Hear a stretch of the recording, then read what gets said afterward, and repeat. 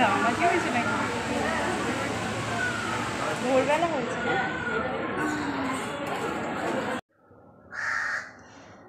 এই যে আমাদের গাছের ফুল হয়েছে, দেখো এই যে নীলকণ্ঠ ফুল হয়েছে, আর ফুলগুলোর সাইজ বেশ বড় বড়। দেখো বন্ধুরা, এই ব্লগটা আমার রথের দিনে সকাল থেকেই শুরু করেছিলাম, কিন্তু এই ব্লগটা আমি অত তাড়াতাড়ি ছাড়িনি, কারণ এর মধ্যে স্পেশাল কিছু ছিল, তাই তোমাদের বলেছিলাম একটু তোমাদের ওয়েট করতে হবে, তারপরে তোমরা দেখতে পাবে। এই যে এই কাকটা এসছে আমার মাকে খুঁজতে, কারণ আমার মা সকালবেলা করে এই কাকদের খেতে দেয়। তো এখন মা তো নেই, সেই জন্যে আর ওদেরকে খাবার দেওয়া হচ্ছে না, সেই জন্যে দেখো আমার মাকে ডাকছে সকালবেলা এসে। দেখি আমি কিছু পারলে ওকে দেবো খেতে এখন। জয় জগন্নাথ, বলরাম সুভদ্রা মাতার জয়। তো দেখো সকাল সকাল আমি পুজো দিয়ে দিয়েছি, আর আজকে স্পেশাল দিন জগন্নাথ বাবা, বলরাম বাবা, সুভদ্রা মাতার, তাই আজকে ঠাকুর ঘরটাও পুরো সাজিয়ে দিয়েছি, আর জগন্নাথ বাবাদের দেখিয়ে শুরু করলাম। আর এই দেখো পাশেই গোপাল সোনা আছে, শ্রীকৃষ্ণ আছে। আর আজকের দিনে আমরা খুব বড় একটা গুড নিউজ পেয়েছি, তো থাম্বনেল দেখে তোমরা বুঝতে পেরেছো। জয় শ্রীরাম, জয় শ্রীরাম।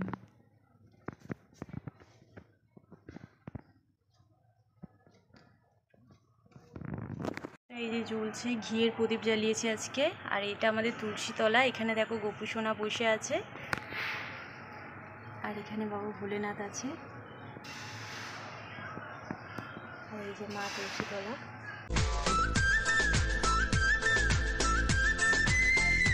হ্যালো বন্ধুরা, কেমন আছো তোমরা সবাই? আশা করছি তোমরা সবাই খুব ভালো আছো আর সুস্থ আছো, আর আমরাও খুব ভালো আছি। তো আজকের ব্লগটা আমি সকাল থেকেই শুরু করেছিলাম, কিন্তু ইন্ট্রো দিতে পারিনি। এখন চান করে পুজো দিয়ে তারপরে ইন্ট্রোটা দিচ্ছি। সবার প্রথমে সবাইকে জানাই সবার খুব ভালো কাটুক আজকের দিনটা, আর আমার তো আজকে অনেক ভালো কাটবে, কারণ খুশির খবর আমরা পেয়েছি আজকের দিনে। মানে ভোরবেলা ঘুমাচ্ছিলাম, মানে ঘুমিয়েই ছিলাম রাত থেকে, তো ভোরবেলা ফোন এসছে আমার কাছে, ফোন এসে মা খবরটা দিয়েছে যে আমার বোনের মেয়ে হয়েছে। তো আজকে 7 তারিখ, রথের দিনই হয়েছে। তোমরাও বুঝতে পারছো কত শুভ দিনে হয়েছে, মানে ঘর আলো করে পুরো লক্ষ্মী আসবে বোনের ঘরে। আর আমি খুব এক্সাইটেড যে কখন গিয়ে দেখবো। তো 10টা বাজে, আমার পুজো কমপ্লিট হয়ে গেছে, আমি এবার রেডি হয়ে চলে যাব বোনের মেয়েকে দেখতে দেয় 11টা থেকে 12টা অবধি, সেই কারণে আমি আজকে সকাল দিয়ে কিচ্ছু খাইনি। পুজো দিয়েছি, তোমাদের তো দেখালামই, পুজো দিয়েছি, ঘরের কাজ করেছি। আর আমি ঘরেতে একাই আছি, কারণ মা তো বোনের কাছেই আছে, সেই শুক্রবার থেকে মা বোনের কাছেই আছে, তো ঘরের মধ্যে আমি একাই আছি রাত্রেবেলা। আর এই যে আমাদের পাশের বাড়ির বৌদিরা পুরীতে ঘুরতে গেছিলো, 29 তারিখে গেছিলো ঘুরতে, তো 4 তারিখে চলে এসছে। আর এই যে আজকের দিনে এই যে প্রসাদ দিয়ে দিল, আর আমি এখন এই প্রসাদটাই খাচ্ছি। জয় জগন্নাথ। আজকে আমি খুব খুশি, মানে আমার খুশির কোনো ঠিকানা নেই। আমি আজকে খুব খুশি, মানে আমি এই নিয়ে 3বার মাসি হচ্ছি, 3বার মানে মাসি হলাম।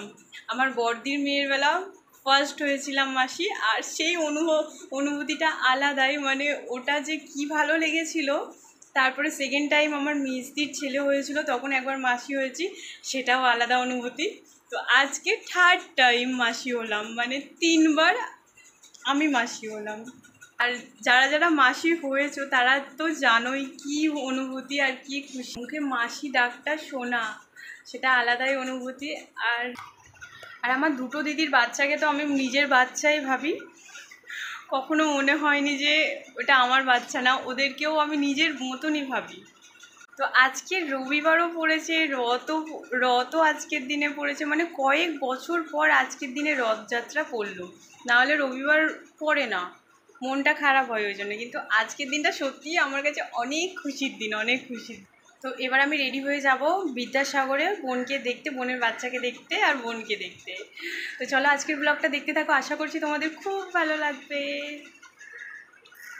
আর রথের দিন পাঁপড় খেতে হয়, সেই কারণে আমি পাঁপড়টা ভেজে নিয়ে যাচ্ছি, কারণ মা আর বোন হসপিটালে আছে, ওরা তো আর পাঁপড় কিনে খেতে পারবে না, সেই কারণেই আমি ভেজে ওদের জন্য নিয়ে যাচ্ছি, কারণ মা হসপিটালে। এই যে কর্মরে পাঁপড়, আজকে সকাল দিয়ে আমি কিচ্ছু খাইনি, কিছু মুখে দিইনি, তো পুজো করে এই ফার্স্ট আমি এই পাঁপড়টা খাচ্ছি। তো এই দেখো আমি রেডি হয়ে গেছি, তো এখন আমি বেরোচ্ছি। আর এই যে আমি বেরিয়ে পড়েছি দেখো, এবার বাসে করে আমি যাব বিদ্যাসাগর, মানে বেহালাতে আছে এই হসপিটালটা, সেখানেই যাব। আর এই যে বাসে উঠেও পড়েছি, বাসটা ফাঁকা ছিল। আর এই যে বিদ্যাসাগরে আমি নেমে গেছি, আর এখানে দেখো রথ বেরোচ্ছে, তো সেই কারণেই এতটা ভিড় হয়েছে। তো জগন্নাথ দেবের দর্শন করেই যাচ্ছি। ছোট রথ বেরিয়েছে এখানে, বেশি বড় না। বন্ধুরা আমি বিদ্যাসাগরে চলে এসেছি, আর এখন 11:15 বাজে, এখন পৌঁছেছি আমি। তো চলো দেখি ওপরে গিয়ে বোন দেখাতে দেয় কি, তারপরে তোমাদের সাথে শেয়ার করছি। তো চলে এসেছি হসপিটালে, এই যে উঠছি এখন, আর মা আমাকে আনতে গেছিলো, আর আমি এত খুশি আমি বুঝতে পারছি না কখন দেখবো।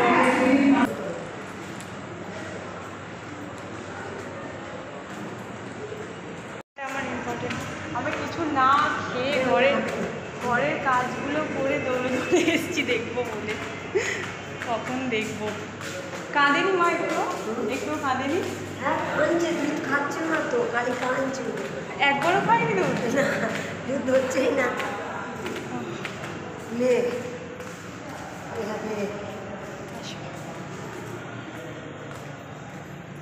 জ্যোতি খুব খুশি, আমি ভাবছি কখন দেখবো।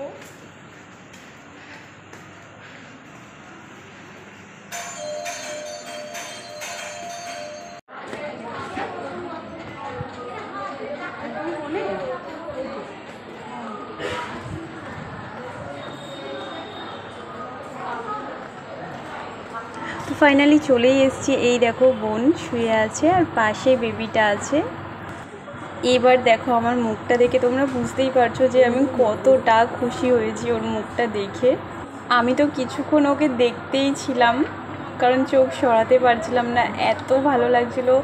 মানে কি সুখ, যে মাসি হয় সেই বুঝতে পারে যে কতটা সুখ হয়।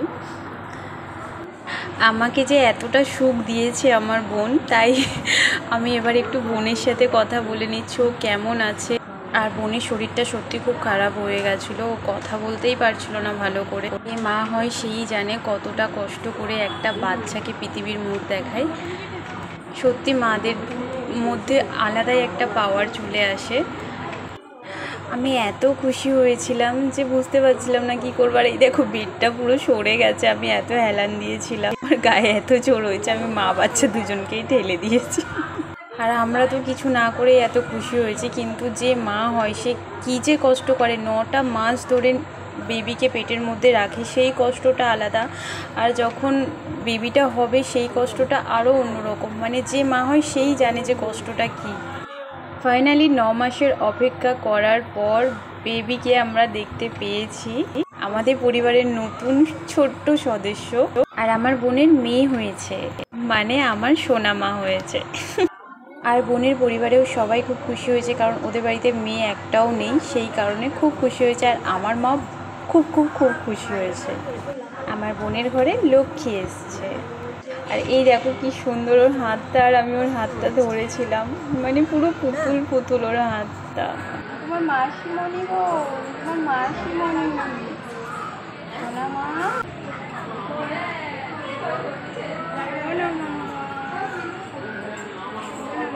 তোমার মাসিমণি সোনা, তোমার মাসিমণি।